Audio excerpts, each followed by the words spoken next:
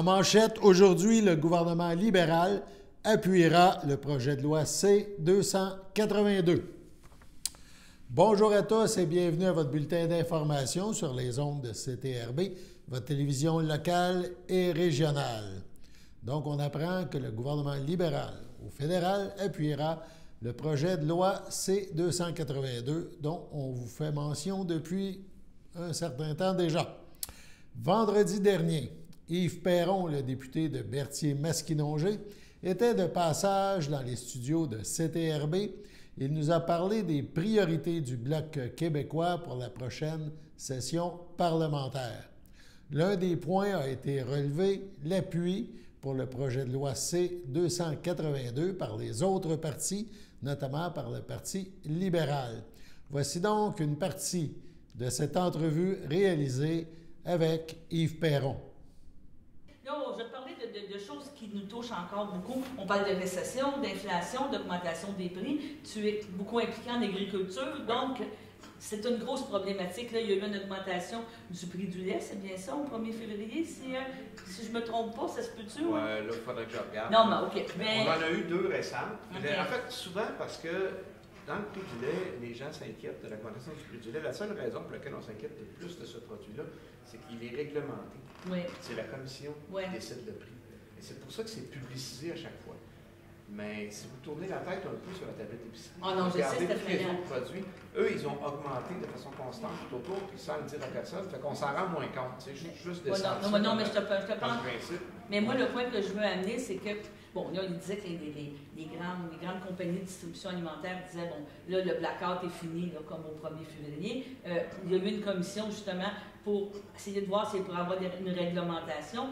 Ça va être un autre sujet important cette année. Là. On ne sait pas comment on va se retrouver au mois de décembre. On est en train de faire une étude. C'est ça. On essaie de voir comment on pourrait avoir une intervention gouvernementale qui pourrait peut-être apaiser cette hyperinflation-là, parce que ça n'a pas de bon sens, il faut que ça s'arrête.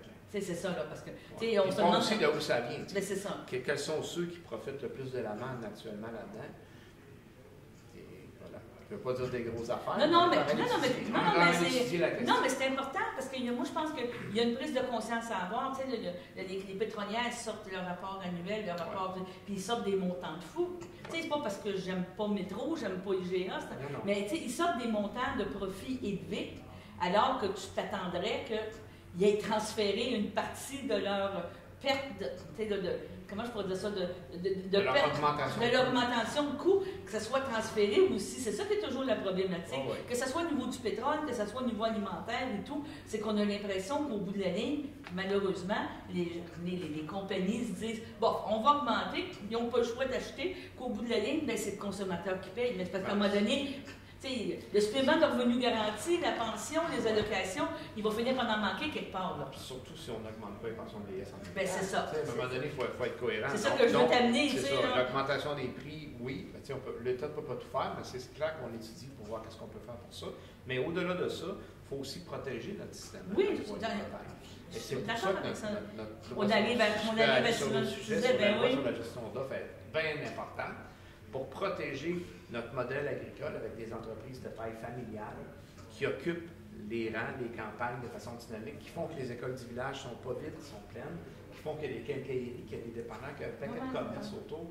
Et ça, c'est fondamental. Puis on a eu une très bonne nouvelle hier. Ben oui, mais votre blitz que vous avez fait, est-ce que tu sentais sentais-tu un mouvement? Parce que tu sais, quand on a vu ta conférence de presse, tu parlais aussi du Canada, tu parlais des autres provinces. Est-ce que tu as senti vraiment un appui en disant, oui, c'est d'ouvrage, là. Bon, ils ont comme réveillé après les fêtes, là, tout le monde a arrêté. Tout le monde a arrêté de boire, les parties sont finies.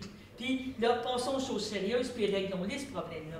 En fait, on a eu l'appui des autres partis en majorité en 2021. C'est à cause de l'élection qu'on a été interrompu. Là, on était un peu nerveux parce que on se demandait, est-ce que c'est parce qu'on s'en allait en élection qu'ils se sont permis de voter pour, tu sais? On avait cette doute. Fait que là, hier, la déclaration de ministre est venue nous rassurer là-dessus, ils vont être encore là. Ça veut dire qu'on va réussir à faire passer, on va aller faire l'étude en comité, puis on devrait avoir cette loi en application, j'espère, d'ici la fin de l'année. Puis ça, c'est un gros, gros gain. Ça veut dire que dans les prochains accords commerciaux, on ne va pas sacrifier nos producteurs agricoles. Je vais te poser une question. Oui. Tant que ce n'est pas de pic, c'est pas fini. Exact. OK, c'est beau. C'est ça que je veux dire. Vous avez vu notre tournée régionale? Oui, c'est ça. On a d'autres mobilisations prévues à Ottawa la semaine prochaine. Bien, c'est ça. On va quand même continuer à faire la pression parce que, même si les libéraux sont là, il y a le NPD, pas mal sûr aussi, mais il faut convaincre nos amis conservateurs. Moi, ce que j'aimerais, c'est un projet de loi qui serait adopté pratiquement unanimement par la Chambre des communes. Sans partisanerie, comme tu disais. Il n'y a pas de remise en question de cette protection minimale-là pour notre monde qui travaille et nous nourrisse. Il ne faut pas oublier ça. Est-ce que tu penses que, je me perds dessus, excuse-moi, est-ce que tu penses que ça va être un vote libre de la part des partis ou tu penses qu'il va y avoir une ligne de partis qui va... Pour l'instant, je m'attends à un vote libre du côté conservateur. C'est les informations, mais je ne peux pas garantir avant la journée. Mais il y en a quand même des entreprises agricoles, des gens que la gestion de l'offre les touche parce qu'il y a des gens qui ne veulent pas, puis des gens qui veulent. Mais moi, j'aimerais avoir un vote unanime. Oui, je comprends. Protéger, envoyer un signal plus concret à nos producteurs pour dire on croit, on apprécie ce que vous faites, puis on veut que ça continue. Je sais que tu connais ton dossier, c'était 255 la première fois qu'il y avait. C'est ça, 250, 250? Le vote, c'était 250. 250. Donc, ça veut dire qu'il faut se rendre à 300. C'est ça. On est 338, il me semble à 338. Mais c'est ça, non. Mais non, mais dans le sens que je veux dire, il faut battre en faut battre le record de 250. C'est ça que je veux dire. Là. Je pense qu'on va y arriver. Parce que le vote libre chez les conservateurs, la dernière fois, qui est arrivé un peu en dernière minute. Je suis plus confiant pour avoir plus de gens. Et moi, je voudrais savoir tout le monde, je me répète encore. Est-ce que, question de curiosité, puis peut-être nos téléspectateurs aussi, les gens qui nous écoutent, ce vote-là va avoir lieu quand, quelle heure? Mercredi le 8. OK. Ça devrait être à peu près 3h30. L'après-midi en direct, on peut suivre sur les... Oui, vous pouvez le suivre. C'est après la période de questions. OK. La période de questions débute à 2h, se termine vers 3h15, 3h30. OK. Tout dépendant des fois, tout dépendant comment ça crie, tout ouais. dépendant comment le... Comme ça ne pas, s'il répète pas, t'es rendu tellement une vedette, même informable partout, s'il ne commence pas à dire juste inflation 3 fois puis 5 fois. Là. Non, mais là, on finit, là. Ils ont fini, là? Là, c'est 8 ans. Depuis 8 ans, même si ça fait 7 ans. Non, parce que t'es rendu une personne populaire. Là. On a encore du progrès à faire. Mais l'idée, c'est pas d'être populaire, l'idée, c'est que nos causes avancent, puis qu'on puisse faire progresser nos dossiers. Puis moi, si je réussis à faire passer, si on réussit collectivement à faire passer la loi sur la gestion de l'offre, on va avoir fait un fichu de gros morceau pour l'avenir du Québec. Mais là, on rappelle que c'est mercredi, c'est ça, tu me dis, vers 3h30, 4h. 3h30, oui. Et là, c'est quoi? C'est M. Thériault qui va déposer? En fait, c'est le président qui va dire aujourd'hui, on vote tel projet de loi. Puis on commence par faire voter M. Thériault parce qu'il est le parrain du projet de loi. Puis après ça, on vote par rangée. C'est ça, que chacun doit se lever et dire je suis pour ou contre. Voilà. Et normalement, on peut s'attendre qu'à 5 heures, parce que là, c'est facile à compter. Ça va être fini avant ça. Je pense qu'à 4 heures, on le sait. À 4 heures, on va pouvoir savoir si... 4 heures moins quart, peut-être aussi. Ça dépend comment ça roule. Des fois, il y a des... Après la période de questions, il peut y avoir des points d'ordre, des appels au règlement. OK. Un gars peut se lever et parler 25 minutes. C'est une game, là, c'est ça. Oui, ça fait partie de la job. Est-ce que c'est le seul projet de loi? Il n'est pas adopté, il est vraiment déposé. C'est ça, il faut faire attention. C'est ça, oui. C'est le seul projet de loi qui va être voté le 8, je crois que oui. OK. On va suivre ça attentivement. Sûrement qu'on va te reparler par la suite comment ça va s'être vécu, puis parler des prochaines étapes, parce que là, après ça, c'est l'analyse, ça, tu disais, en comité, ça revient en chambre, il y a des corrections, là, ça s'en retourne au Sénat, c'est ça? Là, il y a d'autres corrections, il y a un dernier vote. Il ne devrait pas avoir tant de corrections, parce que c'est un projet de loi qui est extrêmement simple. Il vient changer un article du commerce international qui dit au ministre, tu n'as pas le droit de donner la gestion de l'offre quand tu négocies une entente. C'est simple, simple. Ça se peut toujours, des corrections. Mais honnêtement, j'imagine mal comment on pourrait le modifier. Même Mme Guilbeault, hier, dans sa déclaration, disait qu'on est très à l'aise avec la formulation actuelle. Puis on était déjà avancé. Là. Il y avait déjà... En fait, c'est le même projet qu'en 2021. C'est ça que donne. On n'a pas changé. C'est la formule gagnante. C'est la façon par laquelle on a imaginé pouvoir protéger la gestion d'offres. Et je pense que c'est la seule façon de le faire de façon concrète. Bon, en tout cas, félicitations, beau travail. Je ne pense pas qu'il y ait d'autres choses, mais on va sûrement se reparler. Gêne-toi pas quand tu feras un petit aller-retour dans le coin où on va t'accepter. Merci beaucoup. Bonjour tout le monde.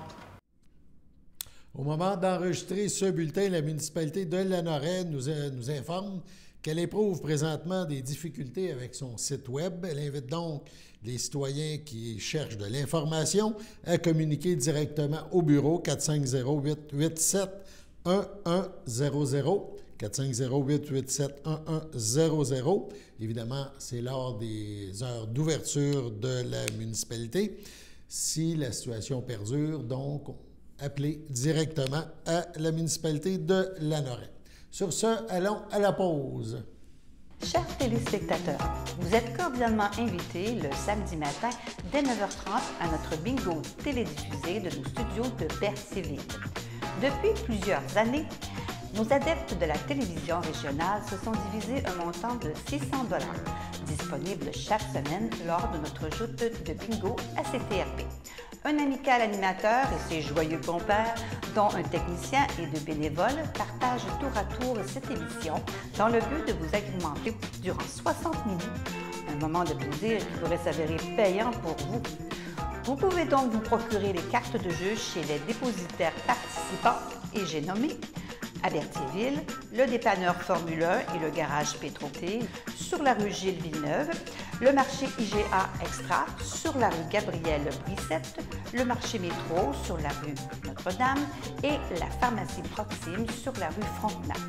À Saint-Ignace-de-Loyola, le dépanneur Esso sur la rue de la Traverse et le marché Aldo sur le rang Saint-Michel.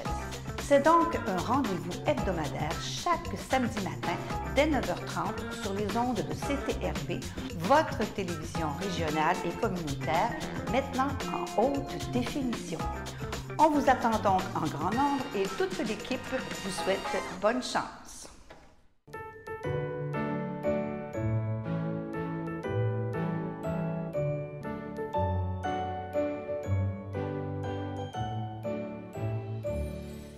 Aujourd'hui, 6 février, on souligne l'anniversaire de Fleurette Joinville et de Jacques Champagne. La FADOC de l'île du Pas leur souhaite un heureux anniversaire. C'est votre anniversaire aujourd'hui. 6 février, toute l'équipe de CTRB se joint à moi et vous souhaite bonne fête. Le Musée d'art de Joliette a présenté la semaine dernière sa programmation. On écoute à ce sujet Anne-Marie Saint-Jean-Aubre, conservatrice de l'art contemporain, au Musée d'art de Joliette. Elle nous parle des prochaines expositions. On l'écoute. Donc, Jean-François a bien expliqué un peu la programmation qui s'en vient. Alors, 2 expositions de groupe qui sont les expositions principales qu'on présente cette saison au musée. Une exposition qui est mise sur des artistes québécois, donc l'exposition de Laurier Lacroix, qui observe l'évolution de l'atelier d'artistes tout au courant du 20e siècle, donc mélange des œuvres historiques et des œuvres contemporaines, avec des artistes comme Adrien Hébert, Alfred Laliberté, Gabor Szilasi, mais aussi des pratiques plus contemporaines comme Massimo Guerrera, Raymond April, Evergone aussi. Plusieurs emprunts faits dans des collections muséales importantes au Québec, Musée des Beaux-Arts de Montréal, Musée national des Beaux-Arts du Québec, et plusieurs autres institutions partenaires qu'on remercie de collaborer avec nous pour la mise en place de cette exposition. Une quarantaine d'artistes, Jean-François le disait, tout médium confondu, de la photographie, de la peinture, de la sculpture, et même une installation de Massimo Guerrera, donc qui revisite une œuvre d'arboral importante dans son parcours, qui est collectionnée à Québec et qui est adapté là, pour nos espaces dans la salle ici. Ensuite, un lieu de mémoire, contexte d'existence, le projet de Irene Campolmi, qui est une commissaire italienne basée à Copenhague, qu'on a invité à réfléchir à partir de l'œuvre de Riopelle à une condition qui est partagée par la majorité des artistes contemporains aujourd'hui, c'est-à-dire qu'ils sont appelés à se déplacer énormément dans le cadre de leur travail et qui même sont nés dans un pays, choisissent de s'établir ailleurs pour leur carrière professionnelle et sont invités dans plein d'autres pays à exposer leurs œuvres. Le projet regroupe des œuvres de Riopelle empruntées et d'autres de notre collection, comme Jean-François le disait, mais aussi le travail de 5 artistes contemporaines, Dalla Nasser, Sylvia Rossi, Linda Lamignan, Jane Kaysen et Samara Salam, des artistes qu'on n'a jamais présentés au musée, qu'on découvre à travers les yeux de Irene Campolmi, qui va être là pour le vernissage, donc qui fait le voyage de Copenhague jusqu'ici pour ouvrir l'exposition avec nous. Des œuvres qui mélangent aussi toutes sortes de médiums, vidéos, textiles, photos, sculptures, dans la salle EBI et dans la salle au deuxième étage, donc la salle Arnois. L'exposition est donc en 2 sections. Cette exposition va voyager par la suite aussi au Musée des Beaux-Arts, au Musée d'art contemporain de Baie-Saint-Paul cet été. Donc, grâce entre autres au partenariat avec la Fondation Riopelle, le projet lance les festivités autour de l'année de célébration de l'anniversaire de Riopelle. Donc, on est très content de collaborer avec eux pour ce projet. Mo Pius, dans les arts de circulation du musée, un artiste que Jean-François et moi de la région qu'on suit depuis quelques années, qui vraiment avec ce projet-ci se démarque. On sent c'est une étape là, dans son processus de création. Les œuvres prennent une ampleur beaucoup plus grande et elles ont été réalisées alors qu'il était en résidence en Europe cet été. Donc tout ce processus d'influence entre le contexte de réalisation de l'œuvre et le résultat, on le sent dans ces œuvres-là parce que dans les matériaux, le bois qui est utilisé dans l'assemblage bois-photographie des œuvres vient d'ici. Souvent est récupéré de lieux où il a vécu ou de lieux associés à des souvenirs d'enfance, par exemple, ou bien des endroits où il a visité avec sa famille. Donc les matériaux viennent d'ici, mais les images viennent, les photographies. On voit la mer, on voit donc des paysages, évidemment, qu'on comprend qu'ils ne sont pas pris dans la région. Alors, un mariage, tout ça, de ces influences. Et c'est un commissariat de Maëlie Caro-Leblanc, qui est conservatrice adjointe à l'art contemporain. C'est son premier projet qu'elle signe au musée. Donc, on est très contente ensemble de ce projet qu'elle réalise pour nous. Irène F. Wittom, artiste de la Colombie-Britannique, qui a fait la majorité de sa carrière à Montréal, après avoir fait une formation en France pendant quelques années dans son parcours artistique, et qui est maintenant établie en Estrie. Elle s'est établie sur le site d'une ancienne carrière de granit qu'elle aménage et qu'elle transforme, dont elle s'inspire pour la réalisation des œuvres. C'est une artiste qui a une longue feuille de route et qui présente 4 nouvelles œuvres dans la salle de collection au 3e étage dédiée au patrimoine religieux. C'est une artiste qu'on a moins vue dans les dernières années, donc je suis très contente et fière de présenter son nouveau travail puisqu'elle est toujours active et elle crée énormément. Là, donc c'est un beau moment pour mettre de l'avant sa production récente. Elle est aussi intégrée dans l'exposition de Laurier Lacroix au rez-de-chaussée, donc il y aura possibilité de voir aussi des œuvres antérieures d'Irène et de voir son nouveau corpus exposé au 3e. Et finalement, un accrochage de quelques œuvres de David Sorensen, un projet signé par Julie Allary-Lavallée, qui est la conservatrice des collections au musée, qui a sorti des œuvres de notre collection associées à cet artiste des œuvres picturales, qui a été un artiste aussi de la côte ouest, qui s'est également établi en Estrie et qui a été énormément influencé par ses voyages au Mexique. Donc la lumière, les couleurs de ses toiles viennent beaucoup de son expérience au Mexique. Donc là encore, contexte, comment les œuvres témoignent du contexte de réalisation ou de vie des artistes, toutes sortes d'approches différentes dans cette saison qui vont vous faire réfléchir à ces enjeux-là. Voilà, merci. On poursuit avec 2 activités du Centre d'action bénévole d'Autrey. Tout d'abord, 2 sorties. La première va avoir lieu le 24 mars. Ça a l'air loin, mais il faut se préparer. Donc, une sortie au Musée Pop et au Salon du Livre à Trois-Rivières. Donc, vendredi 24 mars, départ 9h le matin du Cabas en autobus scolaire. Il y a une halte à Saint-Barthélemy au Casse-Croûte, le Gosier à 9h15. Visite libre à 10h du Musée Pop de Trois-Rivières. On indique que la vieille prison n'est pas à l'horaire de cette visite. Cependant, midi, dîner dans le vieux Trois-Rivières, restaurant déterminé, c'est à vos frais. 13h30, déplacement à pied, 7 minutes vers le Salon du Livre, nous indiquons. C'est le Salon du Livre qui se déroule à l'Hôtel Delta à Trois-Rivières. Le départ en fin d'après-midi, 16h30 de Trois-Rivières. L'arrivée au Cabas à Berthierville, 17h30. Le coût de l'activité, 45 $. Ça prend 25 personnes minimum pour réaliser cette sortie. Date limite d'inscription 17 mars, mais si ça vous tente, faites-les donc tout de suite. Inscrivez-vous.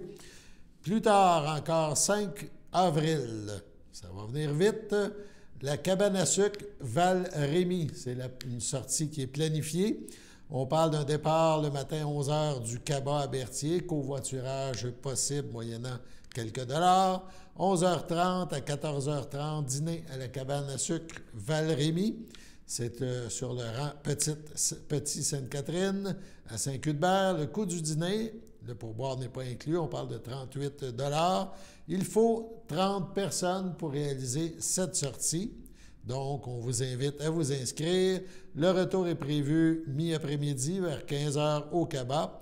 Donc, date limite pour s'inscrire à cette sortie à la cabane à sucre Val-Rémy, 24 mars prochain.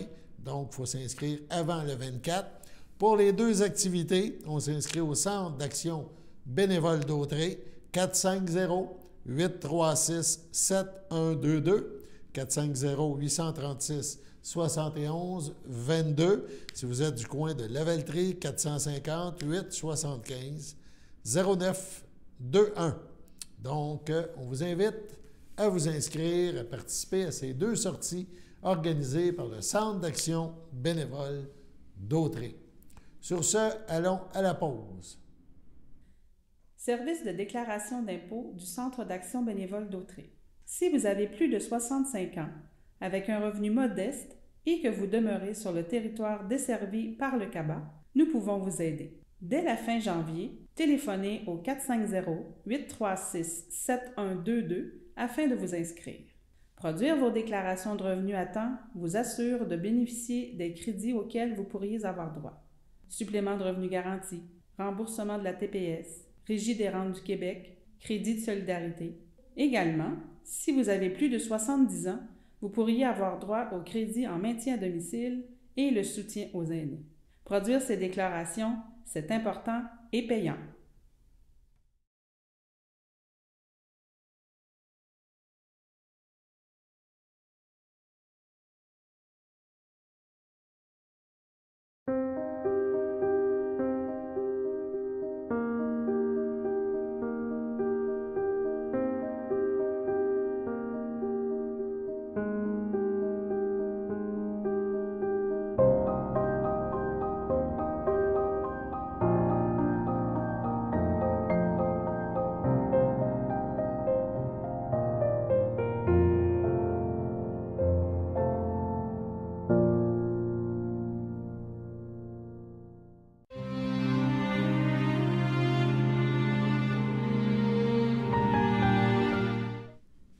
Au CHSLD Parfilia Ferland, le 24 janvier, à l'âge de 85 ans, est décédée Mme Germaine Pagé, épouse de feu Réal Lavallée de Berthierville. L'ayant précédée, sa fille Josiane Lavallée, elle laisse dans le deuil sa fille Martine Lavallée, ses petits-enfants Mathieu Gauthier, Audrey Godette, Marie-Ève Gauthier, Pierre-Olivier La Jeunesse, ses arrière-petits-enfants, ses belles-sœurs et ses beaux-frères, Nicole Rochette, feu Roger Pagé, Jean Goyette, feu André Pagé, Lise Lavallée, feu Claude Brissette, Nicole Lavallée, feu Fernand Roberge, Monique Lavallée, feu Ferdinand Savidiac, Henri Laporte, feu Jacqueline Lavallée, Lucie Lavallée, feu André Champagne, Gisèle Lavallée, ainsi que plusieurs neveux, nièces, autres parents et amis. La famille vous accueillera samedi 11 février dès 9h30 au complexe funéraire Efterio, 741 rue Notre-Dame à Berthierville. Suivra une liturgie en la chapelle du complexe à 11h30. Madame Pagé sera inhumée au cimetière de Berthierville à une date ultérieure. À Trois-Rivières, le 28 janvier dernier, à l'âge de 57 ans, est décédée Mme Guylaine Chrétien, originaire de Berthierville. Elle laisse dans le deuil son ami de cœur Martin Vermette, son fils Sébastien Lambert, François Olivier, sa mère Rita Lépine, ses frères Jacques Chrétien, Guylaine Martel, Richard Chrétien, Nathalie Lapalme, ses neveux, nièces, autres parents et amis. La famille vous accueillera dimanche, le 12 février, de 10h à 13h, au complexe funéraire F. Thériault, rue Notre-Dame, à Berthierville. Juste avant de passer à la météo, un petit rappel pour ce week-end, 11 et 12 février, c'est la fête des neiges à Berthierville, organisée par la ville de Berthierville. Ça se déroulera au parc Sainte-Geneviève. On prévoit de l'animation, un DJ, des sentiers évidemment glacés pour patiner, un foyer extérieur, une fermette sera même sur place, du ping-pong hivernal. Ça devrait être drôle à voir. On parle de jeux gonflables, de chocolat chaud, de café. Donc, on parle d'un spectacle aussi en après-midi, un spectacle de musique québécoise. Ça, c'est samedi. Le dimanche 12 février, de 11h à 16h, ça se poursuit. Donc, méga carnaval, parcours à affronter ou à découvrir sur le site. Chocolat chaud et café, un incontournable en hiver. Sentier glacé pour patiner, ping-pong hivernal, on remet ça. Donc, foyer extérieur, jeu d'adresse, bref, il y en aura pour tous les goûts. Vous êtes donc invités 11-12 février, parc Sainte-Geneviève à Berthierville. Sur ce, on passe à la météo.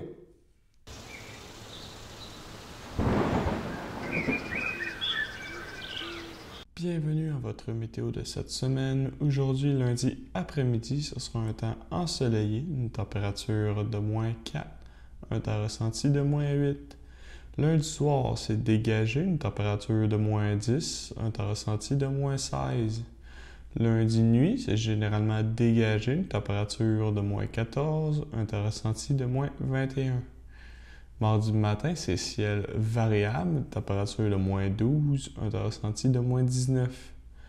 Mardi après-midi, c'est nuageux avec quelques flocons, une température de 0, un temps ressenti de -6. Environ 1 cm de neige. Mardi soir, ce sera de la neige, une température de 0, un temps ressenti de -6. 1 à 3 cm de neige. Et voilà, c'était tout pour votre météo. Toute l'équipe de CTRB vous a présenté le bulletin d'information sur nos ondes, celui du 6 février. Alain Bellemare au Pépites, qui vous invite à être des nôtres demain, même heure, même poste, et tous les jours de la semaine pour le bulletin d'information locale et régionale diffusé sur nos ondes. Sur ce, bonne fin de journée à notre antenne. On se revoit demain.